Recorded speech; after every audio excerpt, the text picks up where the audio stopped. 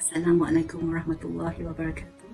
Alhamdulillahirabbil alamin. Wassalatu wassalamu ala asyrafil anbiya'i wal mursalin wa ala alihi wa sahbihi ajma'in. Allahumma salli ala Muhammad wa ala alihi wa sahbihi wa barik wa sallim. Saya Hajah Azhana binti Abdul Mahnaf.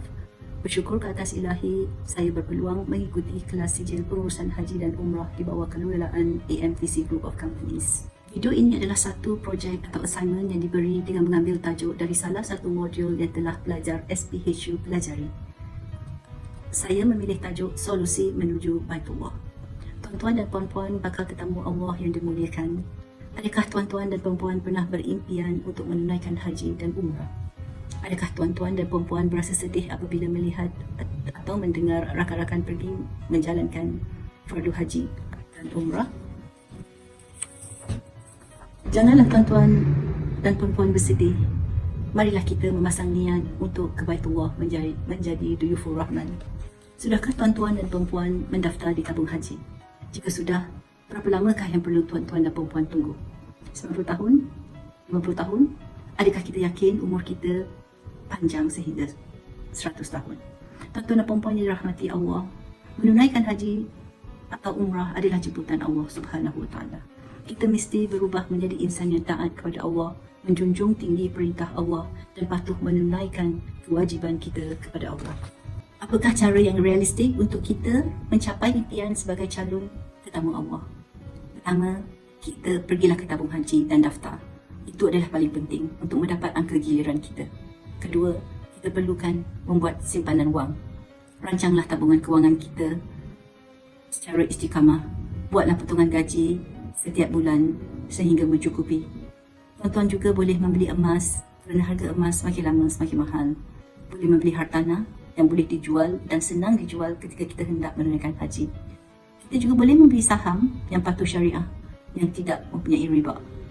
Simpan wang yang lebih daripada mencukupi melayakkan kita untuk mengambil package dari travel agent yang berdaftar kerana selalunya harga package ini adalah mahal. Ketiga adalah opportunity. Selain kita membuat simpanan, kita boleh pergi menunaikan haji atau umrah jika kita bekerja di tanah Arab. Kita berpeluang bekerja di sana jika kita mempunyai kelayakan profesional seperti doktor, jururawat, engineer, accountant, kerana jawatan-jawatan ini amat diperlukan di tanah Arab. Mereka perlukan ramai profesional. Jika kita mendapat pekerjaan di sana, peluang kita untuk menunaikan haji dan umrah lebih cepat kerana kita dikirakan pemastautin di sana.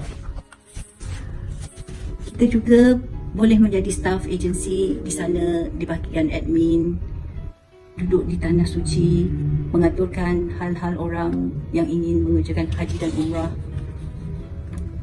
bekerja di hotel-hotel di tanah suci, atau menjadi pensyarah di universiti-universiti di tanah Arab.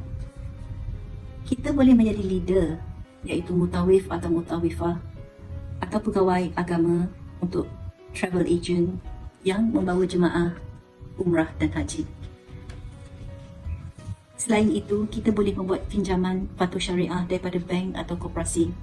Muzakarah Jawatan Kuasa Fatwa Majlis Kebangsaan bagi Hal Ehwal Agama Islam pada tahun 2005 memutuskan adalah harus bagi seseorang berhutang untuk menunaikan haji atau umrah sekiranya diyakini mampu membayar balik hutang tersebut tanpa menjejaskan kehidupan normal setiap hari.